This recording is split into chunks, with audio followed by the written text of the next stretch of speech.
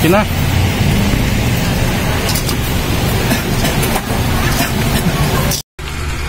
Kapatsamba, i-share ko lang itong pinagawa kong bag kapatsamba kasi dati gusto kong itapon pero nang hinayang po ako kapatsamba kasi may kamahalan itong bag.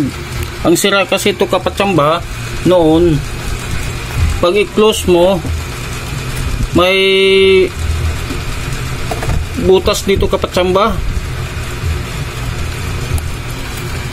Kaya gusto ko nga ito itapon dati pero nang hinayang ako, sinubukan ko yung paggawaan po ng sapatos kasi gumagawa po silang bag.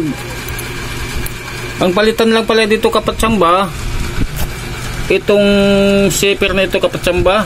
Akala ko itong buo, hindi pala. Ito lang oh, bakal. Kaya no kapatsamba, ito iba na siya. Ito may bilog, ito yung bago. Itong pinalit. Matagal na ito kapatsamba. Sinishare ko lang sa inyo, baka itapon yung bag, sayang din. Pagawa na lang nyo kapatsamba. Magkano lang ang bayad ko dito kapatsamba sa repair shop sa bag kapatsamba sa may palengke sa Montalban? 100 pesos kapatsamba. Itong bag kasi may kamahalan din ito kapatsamba, kaya okay na po pag ito na ipalit kasi sayang pag itapon. Kapatsamba, okay na po tayo. Maraming salamat sa panonood.